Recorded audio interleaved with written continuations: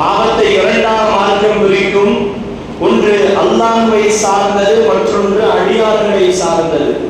நான் தொழவில்லை, நான் ஸகாத் கொடுக்கவில்லை, நான் அல்லாஹ்வினுடைய கடமையை செய்ய நான் மறுத்து விட்டேன், நோன்பு நோக்கவில்லை, ஹஜ் செய்யவில்லை என்று சொன்னால் அது எனக்கும் ரப்புக்குமானது. அது என்னுடைய ரப்புல் ஆலமீன் மன்னிப்பான், தண்டனை கொடுப்பான். ரப்புல் ஆலமீனுடைய விருப்பம்.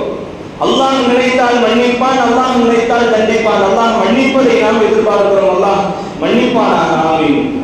ஆக அல்லாஹ்வோடு சார்ந்த பாவங்கள், இதை நான் உங்களிடத்தில் சொல்ல வேண்டுமானால் இதை பிரம்மாண்டமாக பார்க்க வேண்டிய சூழல் இல்லை. நிறைய இடங்கள்ல பார்ப்போம், நரகம் கடமையாகிவிடும், அவனுக்கு நரகம் இருக்கிறது, அவனுக்கு நரகத்தில் இப்படி சிரமம் இருக்கிறது என்றெல்லாம் அல்லாஹ் ஒரு பக்கம் பேசுகிறான். இருந்தாலும் அல்லாஹ்வின் ரஹ்மத்தை எதிர்பார்த்து நாளை இந்த பாவத்திலிருந்து இவர்களாக தப்பித்து விடலாம். அதுக்கான வாய்ப்பு எல்லாமே இருக்கு. அல்லாஹ் பாவங்களில் இருந்து பரிசுத்தப்படுத்துவானாக. அதுக்காக பாவம் செய்யவும் இல்லை. இந்த பாவத்தை நாம் ஈஸியாக இந்த பாவத்தை கடந்து விடலாம். ஆனால் இதை கடந்து ஒரு பாவம் அடியார்களுக்கு இடையில் உண்டான பாவம். நல்ல கவனிகள், அடியார்களுக்கு இடையில் உண்டான பாவங்கள். நம்மால் இன்னொரு அடியாருக்கு ஏதேனும் பிரச்சனை ஏற்பட்டால் இதை அல்லாஹ் மன்னிக்க மாட்டான். அல்லாஹ் அவனுக்கு ஏற்படுத்திய நியதி என்ன தெரியுமா? நீதவான் என்று அல்லாஹ் தன்னை நிர்ணயித்திருக்கிறான். ஒருவேளை அல்லாஹ் மன்னிச்சு பரவாயில்ல மன்னிச்சு விட்டுருப்பான்னு சொன்னா அல்லாஹ் அநியாயம் செய்து விட்டதாக மாறிவிடும். பாதிக்கப்பட்டவனுக்கு அநியாயம் செஞ்ச மாதிரி யாரு?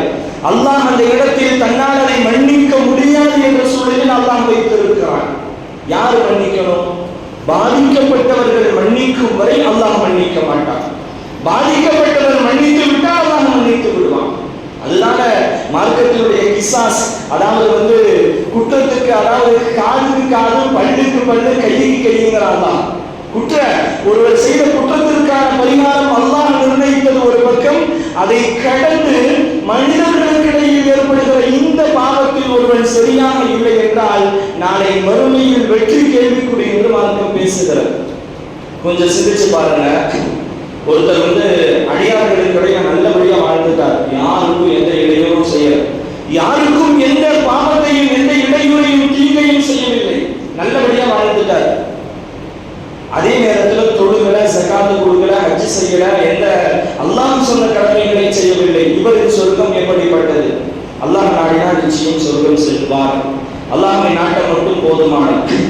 ஒருவர் ஹஜ் செஞ்சுட்டாரு, எல்லா ஸகாத்தை சரிவர ஒரு சின்ன ஒரு பைசா கட்ட வைக்கிற எல்லாத்தையும் கொடுத்து விட்டார், எல்லா கடமைகளையும் செய்து விட்டார், தஹஜ்ஜுத் உட்பட தொழுது விட்டார். ஆனால் அடியார்களுக்கு இடையில் அவர் நடந்து கொண்டது சரியில்லை. நிறைய பேரை காயப்படுத்திட்டார், நிறைய பேரை ஏமாற்றிட்டார், நிறைய பேர்களுக்கு சங்கடம், நிறைய ஒருவரை ஏமாற்றி விட்டார், ஒருவருக்கு கஷ்டம் கொடுத்து விட்டார். இவரின் சொர்க்கம் எப்படிப்பட்டது? அல்லாஹ் நினைத்தால் மட்டும் அவர் சுவனத்தில் நுழைய முடியாது. பாதிக்கப்பட்டவரும் மன்னித்தால் தான் இவர் சுவனத்தில் நுழைய முடியும். அதைத்தான் மார்க்கம் பேசுகிறது. அல்லாஹ்வுக்கும் நமக்கும் இடைப்பட்ட பாவத்தை ஒரு இடத்தில் நாம் லேசாக நினைத்து விடலாம், லேசாக கடந்து விடலாம். ஆனால் அடியார்களுக்கு இடையில் இருக்கிற பாவங்களை கடப்பது மிக கடினம் என்று மார்க்கம் பேசுகிறது. எந்த அளவுக்கு?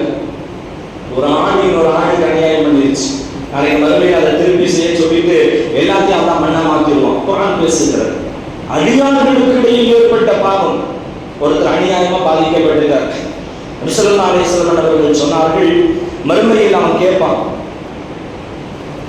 இதெல்லாம் எனக்கு எங்க இருந்து, இதெல்லாம் எனக்கு எங்கிருந்து கிடைத்தது? நான் இந்த நன்மையை செய்யவில்லை, இதெல்லாம் எங்கிருந்து எனக்கு என்று கேட்டவுடனே அவனிடத்தில் சொல்லப்படுமா, அன்னைக்கு உன்னை ஒருத்தன் ஏமாத்தினா இல்லையா, அன்னைக்கு உன்னை ஒருத்தன் அநியாயமா திட்டினா இல்லையா, அன்னைக்கு உன்னை ஒருத்தன் உனக்கு அநியாயம் செய்தான் இல்லையா, அதற்கு பதிலாக அவனிடத்தில் இருந்து பறிக்கப்பட்ட நன்மைகள் என்று சொல்லப்படுமா. இங்க ₹1 ஏமாத்திடலாம், ஆனா அந்த ஒரு கோடி ரூபாய் தர்மம் செய்தாலும் கிடைக்காத நன்மையை மறுமையில் அல்லாஹ் பிடுங்கி கொடுப்பான் என்று மார்க்கம் பேசுகிறது. ஆனால் மிக முக்கியமாக இருக்க வேண்டியது அடியார்களுக்கிடையில் ஏற்படுகிற பாவங்களில் கவனத்தை நாம் எந்த அளவிற்கு வைத்திருக்கிறோம் என்பதை நாம் சிந்திக்க வேண்டும். தொழுகிறோம், எல்லா இபாதத்துகளையும் செய்துவிட்டு இதில் லேசாக சருகிவிட்டோம் என்று சொன்னால் நாளை மறுமையில் வெற்றியா தோல்வியா என்று கேட்டால் தெளிவாக அவர் மன்னிக்காத வரை இவருக்கு தோல்விதான் என்று மார்க்கம் பேசுகிறார். அல்லாஹ் பாதுகாப்பானார். கண்மணி நாயகம் ஸல்லல்லாஹு அலைஹி வஸல்லம் அன்னவர்கள் உள்ளத்து நோய்கள் என்று சிலவற்றை உடம்பு சரியில்லைன்னா என்ன செய்வாங்க? காய்ச்சல் வந்து ஹாஸ்பிட்டல் போயிடும். ஒரு வயிற்று வலினா ஒரு டேப்லெட் போட்டுரும். ஏதாவது ஒன்று செஞ்சு அதை ரெடி பண்ணிடுவோம். உள்ளங்களில் ஒரு நோய் இருக்கிறது, அம்ராதுல் குலூப் என்று சொல்லுவார்கள், உள்ளம் சார்ந்த நோய். அந்த நோயை மார்க்கம் வரிசைப்படுத்தும் பொழுது கோபம், பொறாமை, பகைமை, பெருமை, அடுத்தவனை அழிக்க வேண்டும் என்ற சிந்தை, இது அத்துணைகளையும் மார்க்கம் உள்ளத்தின் நோய் என்று பேசுகிறது. நம்மின் சிந்தைகளில், நம்மின் எண்ணங்களில் பிறர்கள் சம்பந்தமான கெட்ட எண்ணங்கள் தோன்றுகிறது என்று சொன்னால் அதை மார்க்கம் நம்மிலிருந்து வெளியேற்ற சொல்கிறது. குறிப்பாக புறம் பேசுவது நம்மிடத்தில் இருக்கிறது என்று சொன்னால் இன்னைக்கு ரொம்ப சாதாரண விஷயமா மாறிடுச்சு. ரொம்ப சாதாரணமா, ஒன்றுமில்லாத அது பாவம் என்று சொன்னால் அப்படியா என்று வித்தியாசமாக நாம் சிந்திக்கும் சூழலில் இன்று புறம் என்ற ஒரு பாவம் நம்மை இழுத்துக் கொண்டு சென்று கொண்டிருக்கிறது என்று நான் பேச வருகிறேன். நல்லா பாதுகாப்பானா நம்முடைய நாயகம் ஸல்லல்லாஹு அலைஹி வஸல்லம் இதெல்லாம் உள்ளம் சார்ந்த நோய், இதெல்லாம் ஒரு அடியாருக்கு நாம் செய்யக்கூடிய பெரிய கொடுமைகள் என்று மார்க்கம் பேசுகிறது. நல்லா பாதுகாப்பானாக, உள்ளங்களின் நோய்களில் இருந்து பாதுகாப்பானாக, உடல் நோயில் இருந்து பாதுகாப்பானாக. நம்முடைய நாயகம் ஸல்லல்லாஹு அலைஹி வஸல்லம் அவங்க கேட்கிறாங்க, அதுவும் நம்ம தீபா சஹாபாக்கள் கேட்கிறாங்க, புறம்னா என்ன தெரியுமா? அவங்க சொன்னாங்க, அல்லாஹ் ரசூலுக்கு வாங்க, எங்களுக்கு தெரியாது, அல்லாஹ் ரசூலுக்கு தான் தெரியும். நபி அவர்கள் சொன்னார்கள், புறம் என்று சொன்னால் திக்ருக அஹாக பிமா யக்ர, உன் சகோதரரை பற்றி நீ பேசுகிறாய், உன் சகோதரரை பற்றி நீ பேசுகிறாய், அதை பேசுவது அவனுக்கு தெரிந்தால் அவன் வெறுப்பான். இருக்கிறதா இருந்தாலும் சரி, இல்லாததா இருந்தால் அதுக்கு பேர் இட்டுக்கட்டுதல். அதை தனியாக நபி அவர்கள் தெளிவாக பேசி காட்டுவார்கள். சஹாபாக்கள் தெளிவாக நபியிடத்திலே கேட்கும் பொழுது நபி அவர்கள் சொல்லுவார்கள், நீங்கள் சொல்வது, அதாவது நபி அவர்கள் சொன்ன நீண்ட ஒரு ஹதீஸ், நபி ஸல்லல்லாஹு அலைஹி வஸல்லம் அவர்கள் சொல்லுவார்கள், நீங்கள் சொல்வதை அவர் வெறுக்கிறார் என்றால், அவர் இல்லாத நேரத்தில் அதை சொல்றது புறம் என்று மார்க்கம் பேசுகிறது. 6 இடத்துல இதை பேசலாம் மார்க்கம் அனுமதிக்குது. அது ஒரு தனி சப்ஜெக்ட், இன்ஷா அல்லாஹ் அதை கடைசியில் சொல்வோம். ஆக அடுத்தவர்களை பற்றி நாம் அவர் இல்லாத நேரத்தில் எதை பேசினால் அவர் வெறுப்பாரோ அதை மார்க்கம் புறம் என்று பேசுகிறது. ஒருத்தர் நல்ல நிலையில வந்துட்டாரு, அவர் சொல்றான், அவரு நல்ல நிலையில இருக்கிறாங்க அல்ஹம்துலில்லாஹ்னு சொல்றோம், இதை அவர் வெறுக்க மாட்டார். ஒருத்தர் முதல் தரத்தில் அவர் ஒரு தேர்வில் வெற்றி பெற்று விட்டார், அல்லது ஒரு வியாபாரத்தில் முன்னேறி விட்டார், அவர் இல்லாத நேரத்தில் அவரை பற்றி சொல்றோம், அவர் நல்ல அல்ஹம்துலில்லாஹ் ஜெயிச்சிட்டாருங்க, கஷ்டப்பட்டு உழைக்கிறாருங்க, இதை அவர் வெறுக்க மாட்டார். இதே நேரத்தில் அவர் வெறுக்கும் ஒரு விஷயத்தை அவரை பற்றி நாம் சுட்டி காட்டினோம் என்று சொன்னால் அதை நாயகம் ஸல்லல்லாஹு அலைஹி வஸல்லம் அவர்கள் புறம் என்று பேசுகிறார்கள். உடனே சஹாபாக்கள் கேட்டார், நபி அவர்களே, வைனம் யகுன் ஃபீஹி மா தகூலு, அதாவது அவர்கிட்ட இருக்கிறத நாங்க சொல்றோம் அவ்வளவுதானே, அது எப்படி பிரச்சனை? நபி அவர்கள் சொன்னார்கள், இருப்பதை சொன்னால் புறம், இல்லாததை சொல்லிவிட்டால் அதற்கு பெயர் இட்டுக்கட்டுதல் என்றார்கள் முஹம்மது ரசூலுல்லாஹி ஸல்லல்லாஹு அலைஹி வஸல்லம். சில நேரங்களில் சிலர்களை பற்றி அவரிடத்தில் இல்லாததை கூட நாம் சொல்லிவிடுவோம். அல்லாஹ் பாதுகாப்பானாக. இதை நாயகம் ஸல்லல்லாஹு அலைஹி வஸல்லம் அவர்கள் இட்டுக்கட்டுதல் என்று தெளிவாக சொல்லி காட்டினார்கள். இட்டுக்கட்டுதலை பற்றி குர்ஆன் பேசும் பொழுது தெளிவாக பேசுகிறது, அவர்களுக்கு அல்லாஹ்வின் சாபம் இருக்கிறது என்று குர்ஆன் பேசுகிறது. அல்லாஹ் பாதுகாப்பானாக. ஆக இட்டுக்கட்டுதல், புறம் என்ற அத்துணை விஷயங்களிலிருந்து உள்ளங்களை பரிசுத்தப்படுத்த வேண்டும். ஏன்னா சாதாரணமா இன்னைக்கு ஒரு பாவம் என்பதை கடந்து ரொம்ப சாதாரணமாக இதை நாம் கடந்து செல்கிறோம் என்பது வருத்தத்திற்குரிய விஷயம். ஆயிஷா அம்மையார் நபி அவர்களின் இன்னொரு மனைவி சஃபியா அம்மையார் பற்றி பேசுறாங்க. அவங்க என்ன கூடையா இருப்பாங்கன்னு சொல்லிட்டாங்க. நபி அவர்களின் மனைவி ஆயிஷா அம்மையார் சஃபியா அம்மையாரை பற்றி ஒரு சின்ன வார்த்தையை இருக்கிறத தான் சொல்றாங்க, அவங்க கூடையா தான் இருப்பாங்க, அவங்க குட்ட பெண் அப்படின்னு சொல்லிட்டாங்க. நபி அவர்களுக்கு கோபம் வந்து விட்டது. ஆயிஷாவே ரலியல்லாஹு அன்ஹா, நீங்கள் பேசியதை கடல் நீரில் கலந்தால் கடல் நீர் முழுவதும் இதன் மூலமாக மாறிவிடும் என்றார்கள் முஹம்மது ரசூலுல்லாஹி ஸல்லல்லாஹு அலைஹி வஸல்லம். ஒரு தடவை நபி அவர்கள் ஒரு கெட்ட கடுமையான துர்வாடை வீசுகிறது. நபி அவங்க சொன்னாங்க, முனாஃபிக்குகள் முஸ்லிம்களை பற்றி புறம் பேசிக் கொண்டிருக்கிறார்கள், அல்லாஹ் அதில் ஒரு வாடையை ஏற்படுத்துகிறான் என்றார்கள் முஹம்மது ரசூலுல்லாஹ். இது வெளியில தெரியாது, வெளியில அந்தர் பூசி அப்படியே ஸ்ப்ரே அடிச்சு நாம அழகாயிரலாம், ஆனா அந்த வாழைக்கு மலக்குமார்கள் தூரம் சென்று விடுவார்கள் என்று மார்க்கம் பேசுகிறது. அல்லாஹ் பாதுகாப்பானாங்க. ஆக பிறர்களை பற்றி பேசுவதில் ரொம்ப கவனம் தேவை என்று சொல்ல வருகிறேன். அல்லாஹ் பாதுகாப்பானாங்க. காரணம் ஏன் இதை சொல்கிறோம் என்றால், இந்த சிந்தைகளில் குறைந்து விட்டது என்பதுதான் வருத்தத்திற்குரிய விஷயம். ஸல்லல்லாஹு அலைஹி வஸல்லம் அவர்கள் தெளிவாக சொல்லி காட்டுவார்கள். மேராஜுடைய பயணத்துல நபி அவர்கள் சில கூட்டங்களை கடக்கிறார்கள். சிலர்கள் என்ன செய்யறாங்கன்னா, தங்களுடைய நகங்களால் தங்களுடைய முகங்களை அப்படியே புரண்டிக்கிறாங்க. வளர்ந்த நல்ல நகம், அந்த நகத்தால் முகங்களை புரண்டிக் கொண்டு இருக்கிறார்கள்.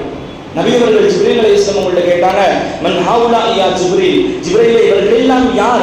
ஏன் என்ன அவங்களுக்கு அத தலையில மண்ண மாதிரி போட்டு நாசமாச்சுன்னு சொல்றாங்க இல்லைங்களா? அது மாதிரி முகங்களை அவர்களாக புரண்டி என் வாழ்வை நான் மீனடித்து விட்டேனே என்ற சிந்தையில் உள்ளதை போன்ற செயல்பாடுகள் அவர்களிடத்தில் ஏற்படுகிறது.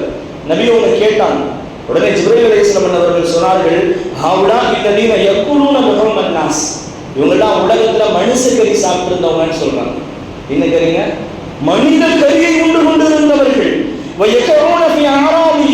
அந்த மனிதர்களின் மானம் சம்பந்தப்பட்ட விஷயங்களில் இவர்கள் அசிங்கங்களை ஏற்படுத்தியவர்கள் என்று ஜிப்ரீல் அலைஹிஸ்ஸலாம் அவர்கள் சொல்லி காட்டினார்கள். என்னங்க மனித கரி? அல்லாஹ் பாதுகாக்க வேண்டும். மனிதர்களை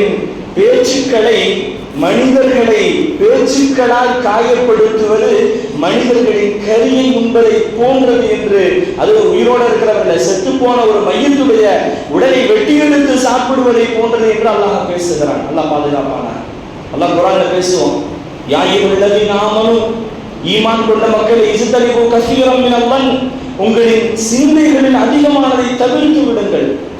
இப்படி இருக்குமோ, ஒருவேளை அவன் இந்த வேலையை செஞ்சிருப்பானோ என்ற சிந்தையை தூக்கி எறியுங்கள் என்று அல்லாஹ் பேசுகிறான். பேசிவிட்டு சொல்கிறான், இன்ன பாவம் நன்னி இஸ்முன், சில நேரங்களில் சிந்தனைகள் கூட பாவம் என்று பேசுகிறான். அவன் இப்படி செஞ்சிருப்பான் இல்லையா அப்படின்னு யோசிச்சா அது பாவமாக எழுதப்படுமா? அல்லாஹ் பேசிவிட்டு தொடர்ந்து பேசுகிறான், வலா தஜஸ்ஸசு, நீங்கள் பிறர்களின் குறையை தேடி அலையாதீர்கள் என்று அல்லாஹ் பேசுகிறான். அடுத்தவங்க குறையை தேடக்கூடாது. வலா யகுதபு பாதுக்கும் பாதா, உங்களில் சிலர்களை புறம் பேச வேண்டாம். என்ன தெரியுமா? அல்லாஹ் மற்ற குற்றங்களை எல்லாம் லேசா சொல்லிட்டு வந்துட்டு இந்த புறம் என்ற விஷயம் வந்த உடனே ஒரு உதாரணத்தை அல்லாஹ் சொல்கிறான். வலா யகுதபு பாதுக்கும் பாதா, உங்களில் சிலர்களை புறம் பேச வேண்டாம். என்ன தெரியுமா?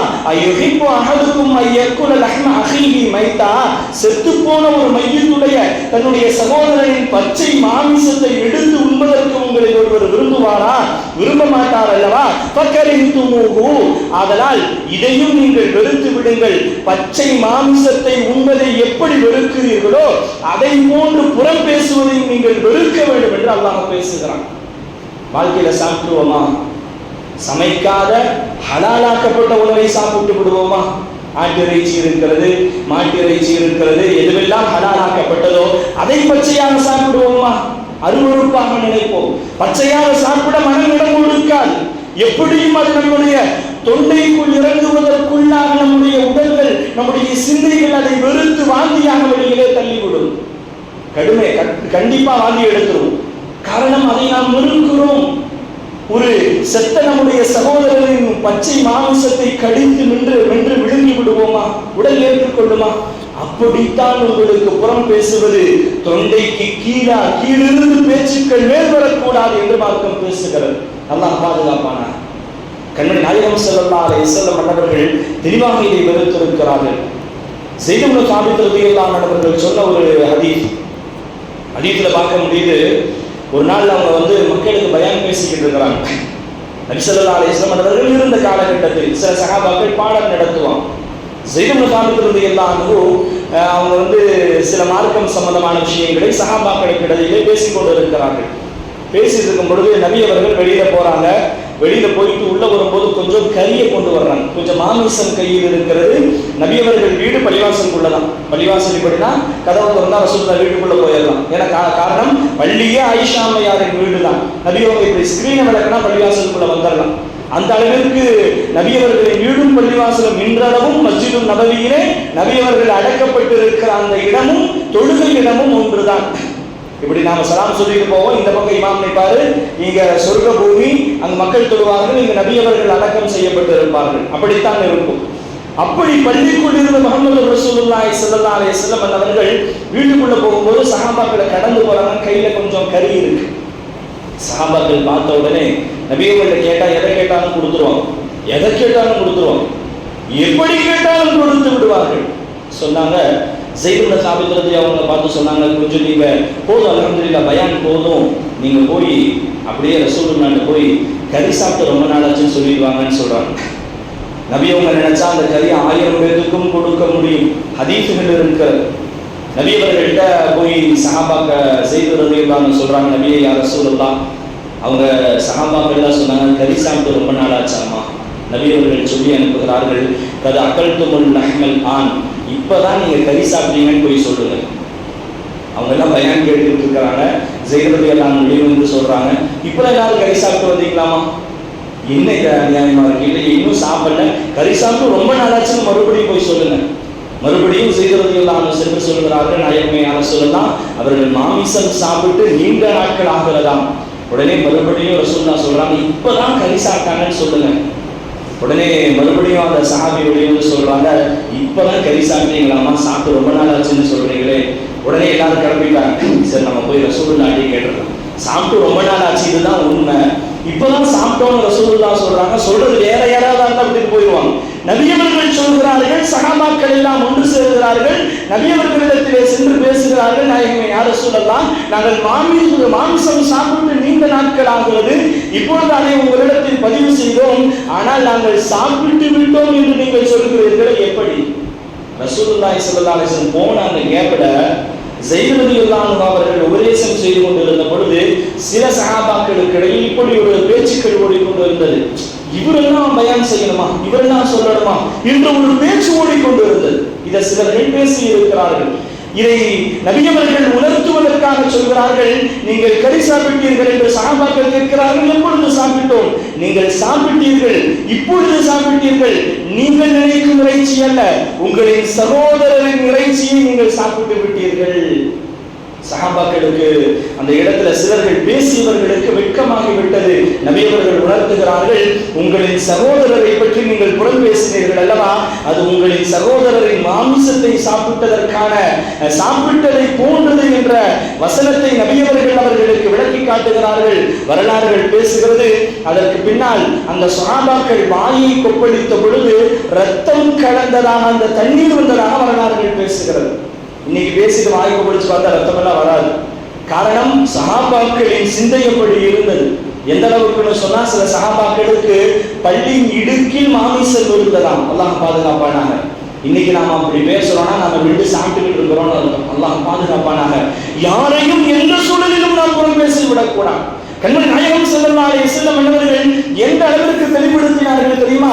அல்லாஹ் ஒருவருக்கு நோன்பிற்கான கூலி தான் கொடுப்பேன் என்று சொன்னானே, அந்த நோன்பின் கூலியை கூட புறம் பேசுவது நீக்கிவிடும் என்றார்கள் முஹம்மது ரசூலுல்லாஹ். நோன்பு பசாதாக்கி அல்லாஹ் பாதுகாப்பானார். கண்மணி நாயகம் ஸல்லல்லாஹு அலைஹி வஸல்லம் அவர்கள் அந்த அளவிற்கு மிகப்பெரிய அளவில் புறம் பேசுவதை மக்களுக்கிடையில் ஏற்படும் பாவமாக விளக்கி இருக்கிறார்கள். இப்ராஹிம் இப்னு அதஹம் ரலியல்லாஹு அன்ஹு பெரிய ஒரு மகான். அவங்க ஒரு விருந்துல கலந்துக்கிறாங்க. அந்த காலத்துல விருந்துல ரொட்டி பரிமாறப்படுவதாக வரலாறுகள் பேசுகிறது. ரொட்டியும் மாமிசம் இரண்டும் அவர்களுக்கு கொடுக்கப்படும். இப்பெல்லாம் நாம ஒரு மண்டபத்துக்கு போறோம்னு சொன்னா பின்னாடி வெயிட் பண்ணிட்டு இருப்போம். பின்னாடி அவங்க சாப்பிட்றதுக்கு நாம சாப்பிட அவங்க உட்கார்ந்துருப்பாங்க, நம்ம பின்னாடி வெயிட் பண்ணிட்டு இருப்போம். அந்த நேரத்தில் சில நேரங்களில் பேசிக்கொள்வோம். சில சமையலை பத்தி பேசுவோம். யாரு சமைச்சதாங்களா, நல்லா இருக்காது, என்ன ஜாஸ்தியா ஊத்திடுவாரு என்ற கருத்துக்களை எல்லாம் பரிமாறிக்கொண்டு இருப்போம். ஆனா சாப்பிட்டுதான் வருவோம். அல்லாஹ் தஆலா குறை பேசுவதை மட்டும் நம்மை பாதுகாப்பானாக. இப்ராஹிம் அதஹம் ரலியல்லாஹு அன்ஹு அவர்கள் அந்த சபையில் அந்த விருந்தில் நடந்த பேச்சை கவனித்து விட்டு சொல்லுவார்கள், இன்னல்லதீன கபலனா யகுலூனல் ஹுப்ஸ கபலல் லஹ்ம், கறி சாப்பிடுவதற்கு முன்னால் ரொட்டியை சாப்பிடுவதை நம்முடைய முன்னோர்கள் பழக்கத்தில் வைத்திருந்தார்கள். ஃபர்ஸ்ட் ரொட்டி சாப்பிடுவாங்க, அப்புறம் தான் கறி சாப்பிடுவாங்க. அப்படிதான் ஒரு பழக்கம் இருந்துச்சு. ஆனா இன்னைக்கு உள்ளவங்க என்ன செய்யறாங்க, ஃபர்ஸ்ட் கறி சாப்பிடுறாங்க, ரெண்டாவது ரொட்டி சாப்பிடுறாங்க. அதாவது ஃபர்ஸ்ட் அங்க மக்களை பற்றி புறம் பேசி பச்சை மாமிசத்தை, சகோதரரின் மாமிசத்தை சாப்பிட்டு விட்டுதான் விருந்தில் கலந்து கொள்கிறார்கள் என்பதை அவர்கள் சொல்ல வருகிறார்கள். அல்லாஹ் பாதுகாப்பானாக. இன்னைக்கு நிறைய சாதாரணமாக நாம் பேசுகிறோம், சாதாரணமாக இப்படி நாம் நடந்து கொள்கிறோம். அந்த காலத்தில் வாழ்ந்த மகான்மார்கள் நல்லோர்களான இமாம்களின் வார்த்தைகளை, அவர்களின் வாழ்வை பார்த்தால் அவர்கள் தெளிவாக சொல்லுவார்கள், அல்லாஹ்வை நெருங்க வேண்டுமானால் 4 விஷயங்கள் நம்மிடத்தில் இருக்கவே கூடாது. 4 விஷயம் நம்ம முடிஞ்ச வரைக்கும் அதை கரெக்ட் பண்ணணும் சொன்னார்கள். அதிக பேச்சு இருக்கக்கூடாது, பேச்சை ரொம்ப குறைக்கணும். அல்லாஹ்வின் நெருக்கம் கிடைத்து விடும். அதனாலதான் அபூபக்கர் ரலியல்லாஹு அன்ஹு வாய்க்குள்ள கள்ள போட்டுக்கிட்டே இருப்பாங்க. பேச வேண்டிய சூழல் வந்தா மட்டும் கல்லை வெளியே எடுப்பாங்க. ஏன்னா மற்ற நேரங்களில் வாயில் கல் இருந்தால் பேச முடியாது. நாம் இன்னைக்கு சாப்பிட்டே பேசுறோம், சாப்பிடும் பொழுதும் பேசுவோம், பிறர்களை பற்றி சில நேரங்களில் பேசுகிறோம். எல்லாம் பாதுகாப்பானாக. அபூபக்கர் நாயகம் வாயில் கல்லை வைத்திருப்பார்கள், காரணம் பேச்சை குறைக்க. இரண்டாவது சொல்றாங்க கம்மியா தூங்கணும், நிறைய தூங்கல் அல்லாஹ்வுக்கு தூரமாகியும். மூன்றாவது சொன்னார்கள் உணவை குறைக்க வேண்டும், அதிக உணவு அல்லாஹ்வை விட்டு தூரமாக்கிவிடும். நான்காவது சொன்னார்கள் அதிகமாக மக்களோடு உரையாடுவதை, மக்களோடு கலந்து வாழ்வதை குறைத்துக் கொள்வது அல்லாஹ்வை நெருங்குவதற்கான வழி என்று சொன்னார்கள். அதனாலதான் நபிமார்களின் வாழ்வை பார்த்தால் அல்லாஹ்வை நெருங்குவதற்கு கிட்டத்தட்ட 40 நாட்கள் அவர்கள் தனிமையை தேர்ந்தெடுத்திருக்கிறார்கள் என்று வரலாறுகள் பேசுகிறதான நம்மின் வாழ்விலே புறம் என்ற விஷயத்தை ஆக குறைத்து விட வேண்டும். 6 இடத்தில் அனுமதிங்க, இதை சொல்லித்தான் ஆகணும். 6 இடங்களில் மார்க்கம் அனுமதிக்கிறது, பிறர்களை பற்றி பேசுவதற்கு மார்க்கம் அனுமதிக்கிறது. ஒன்று, அநீதம் நடந்த இடத்தில். ஒருத்தர் எனக்கு அநியாயம் செஞ்சுட்டார், அப்ப எங்க 2 பேருக்கு தலைவராக ஒருத்தர் இருக்கிறார். நான் அவர் பேசினா 2 பேரும் கேட்போம். அவர்கிட்ட போய் நான் சொல்லலாம், இந்த மாதிரி அவர் எனக்கு செஞ்சுட்டாரு, அவர் இல்லாத நேரத்தில் தான் சொல்ல போறேன், எனக்கு செஞ்சுட்டாரு, நீங்க பார்த்து பேசுங்க. இதை மார்க்கம் புறம் என்று சொல்வதில்லை, இது அனுமதிக்கப்பட்டது. இரண்டாவது, ஒருவன் பாவம் செய்கிறான், அந்த பாவத்தை தடுப்பதற்கு. ஒருத்தர் நல்ல மனுஷரா வெளியே தெரிகிறார், ஆனா ஒரு ஹராம் கையில இருக்கு. அவரை பத்தி ரகசியமா சொல்றாங்க, சிறுத்தவர் இந்த ஹராம் செய்யறாரு, கொஞ்சம் பார்த்து சொல்லுங்களே, நல்ல எண்ணத்துல சொல்றாரு. அவரை திருத்தணுங்கிற எண்ணத்துல சொல்றார். அவர் இல்லாத நேரத்தில் தான் சொல்கிறார். அதை அவர் வெறுப்பார், இருந்தாலும் இதை மார்க்கம் புறம் என்று சொல்வதில் இது அனுமதிக்கப்பட்டது. மூன்றாவது, மார்க்க தீர்ப்பை கேட்கும் பொழுது, இப்ப குடும்ப கணவன் மனைவி பிரச்சனைகளை பார்க்கிறோம், சொத்து விவகாரங்களை பார்க்கும் பொழுது அவர்களை பற்றி பேசுவார்கள். இப்படி எல்லாம் செஞ்சுட்டாரு, இந்த பணம் யாருக்கு, இது யாருக்குன்னு மார்க்க தீர்ப்புகளை கேட்கும் பொழுது ஒருவரை பற்றி பேசலாம். நான்காவது, ஒரு தீங்கிலிருந்து ஒருவரை தடுப்பதற்கு, பாத்தீங்களா அவனை பாத்தீங்களா இந்த மாதிரி செஞ்சு வாழ்க்கையில் இப்படி ஆகிட்டானா, தயவு செய்தாரை செய்யாதீர்கள் என்று ஒருவரை அந்த இடத்தில் உதாரணம் காட்டி தீமைகளை தடுப்பதற்கு ஒருவர்களை பயன்படுத்தலாம். ஐந்தாவது, ஒருவன் வெளிப்படையாக பாவியாக இருக்கிறான், அவனை பற்றி மக்களிடத்தில் தெளிவாக எடுத்துச் சொல்வது, மக்களிடத்தில் அவன் தீங்கை பற்றி பேசுவது. ஒருத்தர் மோசடி செய்யலாம், ஒருத்தர் ஒரு பார்ட்டி நமக்கு தெரிஞ்சவர் இருக்கிறாரு, சரக்கு வாங்குறாரு, ஏமாற்றுவாரு இருந்தா நம்முடைய நண்பரை அணுகுகிறார்கள் என்று சொன்னால் அவர் மோசமானவர் என்று பதிவு செய்யலாம், மார்க்கம் அனுமதிக்கிறது. அதை அவர் வெறுத்தாலும் வெறுக்காவிட்டாலும் இதை மார்க்கம் அனுமதிக்கிறது. ஆறாவதாக சொல்கிறார்கள், ஒருவரை அறிமுகம் செய்ய சில நேரங்களில் சொல்லலாம். இப்ப நான் நொண்டி நடக்கிறேன்னு வச்சுக்கோங்க, என்ன அறிமுகம் செய்ய நீங்க நினைக்கிறீங்க, யாருக்கும் புரியல, அதான் நொண்டி வருவார்ல அவர்தான் என்று சொல்வதை மார்க்கம் அனுமதிக்கிறது. அதே நேரத்தில் என் குறையை நீங்கள் பரப்ப வேண்டும் என்று நினைத்தால் அதை புறம் என்று மார்க்கம் பேசுகிறது. என்னை அறிமுகம் செய்ய வேண்டும் என்ற சிந்தை மட்டும்தான் உங்களிடத்தில் இருக்கிறது என்று சொன்னால் இதை மார்க்கம் அனுமதிக்கிறது. இது அல்லாத எந்த இடத்திலும் யாரை பற்றியும் யாரும் சொல்வது எந்த நேரத்திலும் சரியில்லை என்று கண்மணி நாயகம் முஹம்மது ரசூலுல்லாஹி ஸல்லல்லாஹு அலைஹி வஸல்லம் அவர்கள் சொல்லக்கூடிய விஷயங்களை நம்மால் காண முடிகிறது. அல்லாஹ் தஆலா நம்மின் வாழ்வை சீராக்குவானாக. குறிப்பாக ஹுகூகுல் இபாத் என்று சொல்லப்படக்கூடிய அடியார்களுக்கு இடைப்பட்ட செயல்பாடுகளை அல்லாஹ் தஆலா சிறப்பாக அமைத்துக் கொள்ளக்கூடியவர்களாக உள்ள ரஹ்மான் ஆக்கியருள் புரிவானாக. பாவங்களை விட்டு பரிசுத்தப்படுத்தி அல்லாஹ்வை நினைத்து வாழக்கூடிய முத்தகீன்களான களப்பற்ற ஈமானுக்கு சொந்தக்காரர்களாக அத்துணை நபர்களையும் வாழச் செய்து புறம் என்ற மோசமான அந்த நோயிலிருந்து, அந்த பாவத்திலிருந்து அல்லாஹ் நம்மை பாதுகாப்பானாக. வாஹிரு தஅவானா அல்ஹம்துலில்லாஹி ரப்பில் ஆலமீன்.